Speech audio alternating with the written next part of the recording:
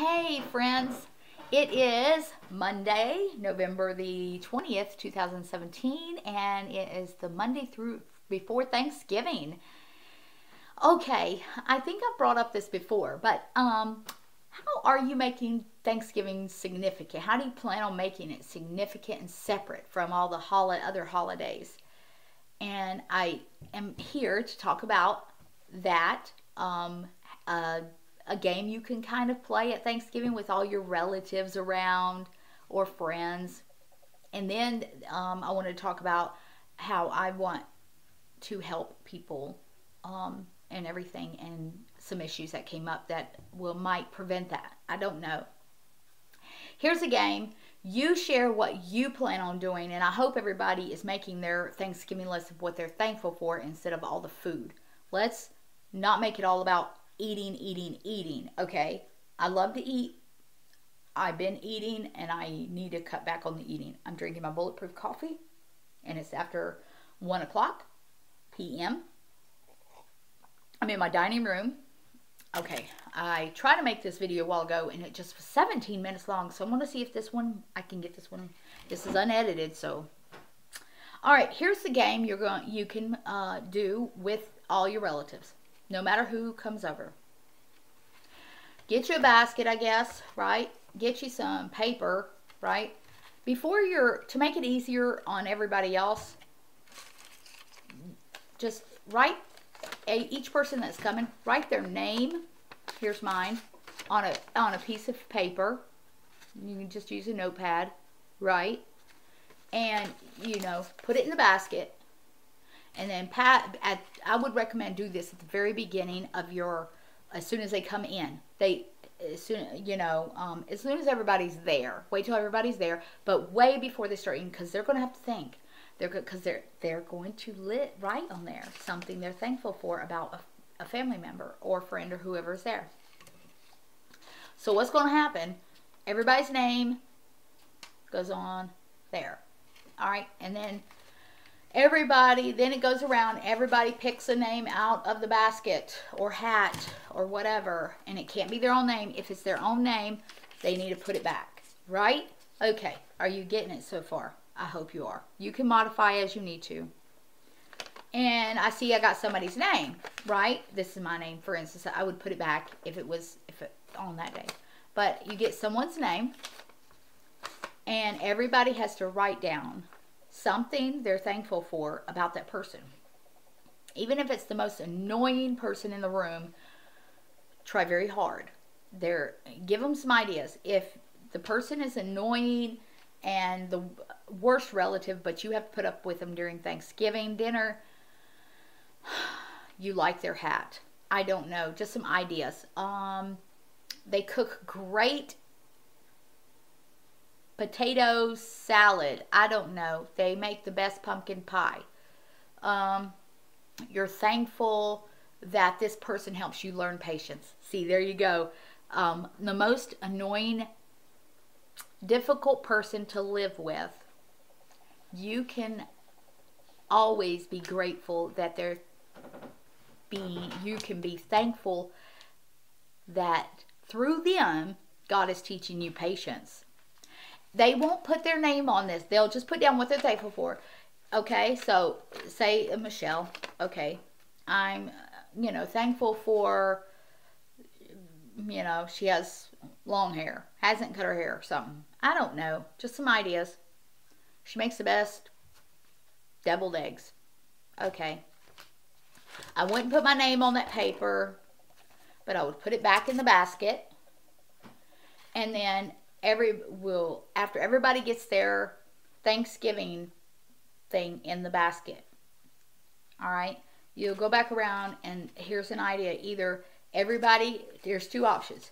Everybody can get their own name and then read it out loud, but I think it'd be more fun if somebody else got their thing again, and it not be the same person, but everybody grabs one out and reads at dinner time when everybody's sitting at the dining table.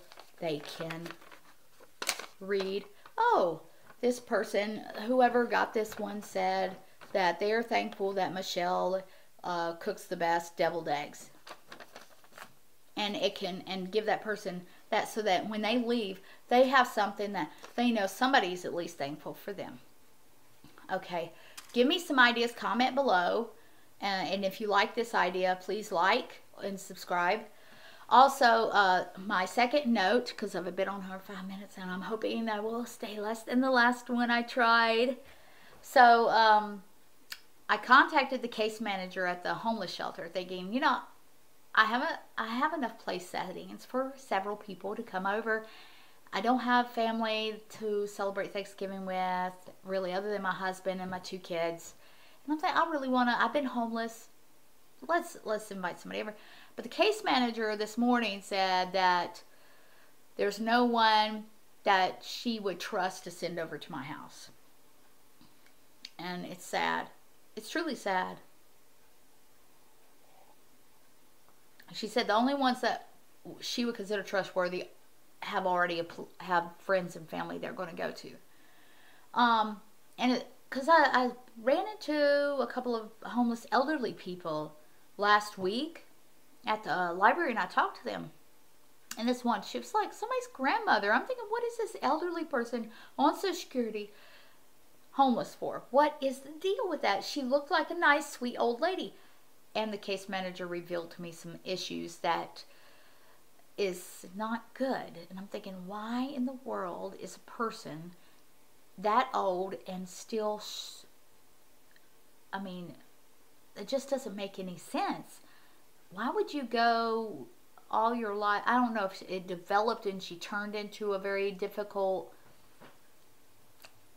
person, or whatever happened. Her family has nothing to do with her. And from what the case manager said, I understand she didn't want to live by the rules of the homeless shelter either, because she just, you know, so they've kicked her out of there a couple of times because she just couldn't follow the rules, you know, and she liked to kind of steal stuff. So, I mean, I don't have a lot to steal here.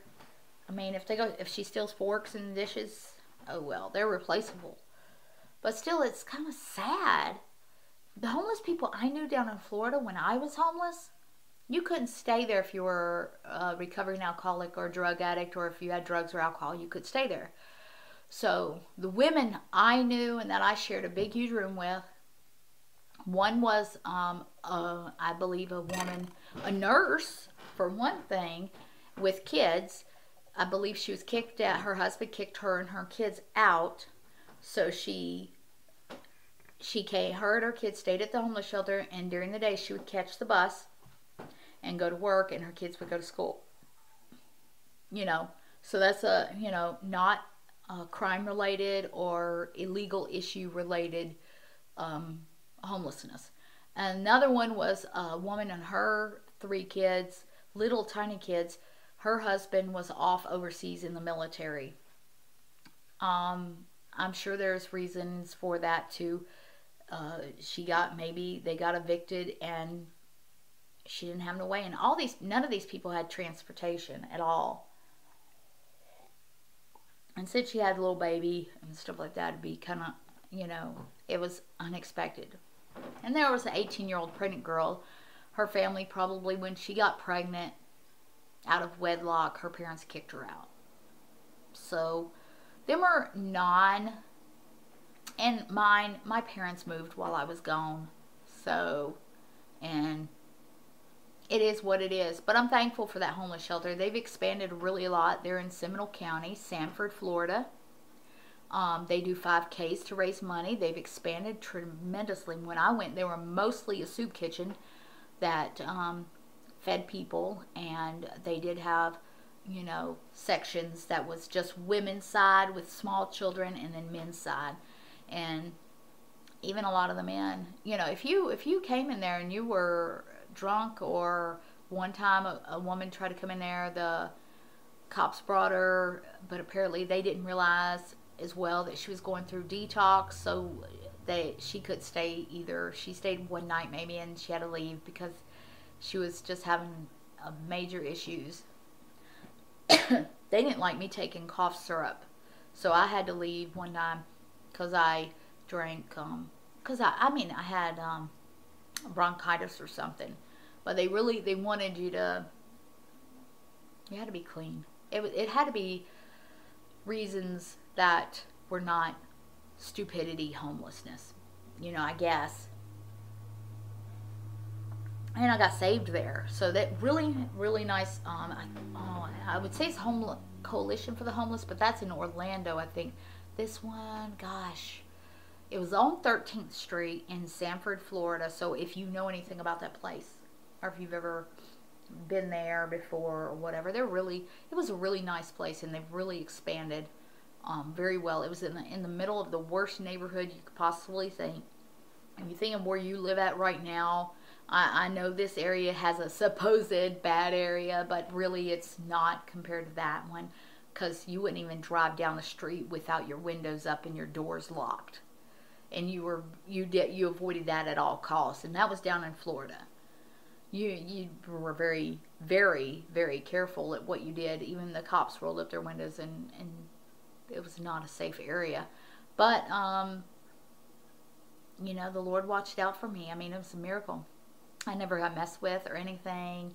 It was just, and that homeless shelter had bunk beds on the one side, and it was in a closed off room, the women's side locked up at night, and they provided you with towels and soap and everything you needed, even some clothes if you needed clothes. So you were well taken care of, very well taken care of, and everything. So yeah, almost 12 minutes on here, but yeah, I wanted to really bring in help some homeless people out. My heart is still there. Generally, I was thinking of like young single mothers that maybe have been kicked out from their live-in boyfriend or husband or whatever, and they have nowhere to go. There are circumstances that people are in homelessness that are not drug or alcohol related or crime related. And that's the type of people that really want to help out, or people just really wanting to, just needing strangers that would be kind to them, I guess.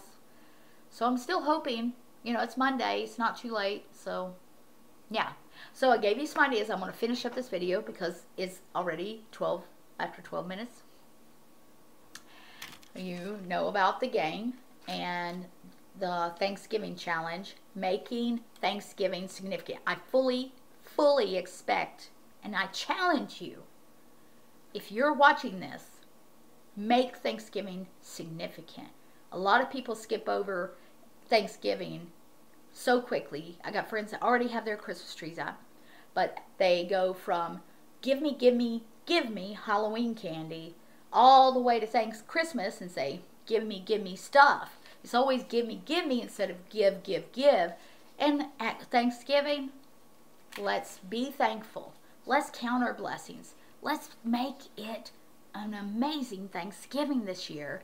And I challenge you, do something different. Make it exciting. Have everybody in the room. If you don't want to do this kind of game where everybody says writes something thankful about another person in the room, have everybody whoever makes the longest list of blessings, the things they're thankful for, within like 2 to 5 minutes or something. Maybe they could win an extra piece of pie. I don't know. Or the first slice of pie. How about that? That would be awesome. Yeah, there you go. The prize could be the first slice of pie.